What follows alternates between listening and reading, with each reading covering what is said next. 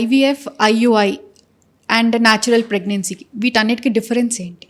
So natural pregnancy ante, you know, when the wife and the husband has sexual intercourse, they conceive. That is natural pregnancy.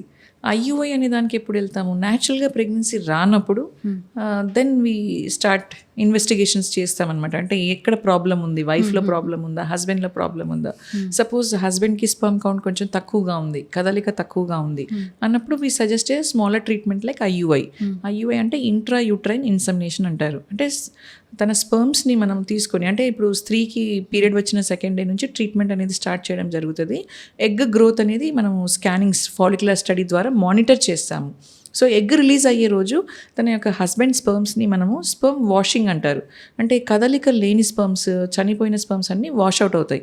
Only good స్పర్మ్స్ని మాత్రమే మనం ఒక syringe ద్వారా స్త్రీ యొక్క గర్భసంచిలోకి ఎక్కించడం జరుగుతుంది. దాన్ని ఐయుఐ అంటారు.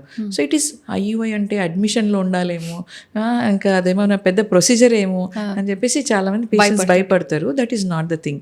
It is a simple OPD procedure which can be done from like 5 to 10 minutes procedure అంతే. Okay, only thing is sample ఇచ్చిన తర్వాత మనకి 40 minutes పడుతుంది అనమాట ప్రిపేర్ చేయడానికి ఆ శాంపుల్ని. ఐ టోల్డ్ యూ కదా స్పర్మ్ వాషింగ్ అని చెప్పి చేస్తాము. But the procedure is a very minimal procedure, just 5 to 10 minutes procedure అనమాట. సో ఐయుఐ తర్వాత ఇంటికి వెళ్ళొచ్చా లేదా, అడ్మిషన్లో ఉండాలా అనేది నెక్స్ట్ క్వశ్చన్ ఉంటుంది. So IUI is like it's a normal procedure. We have just injected the husband sperm in to the uterus అనమాట. After that patient can go back home. Okay.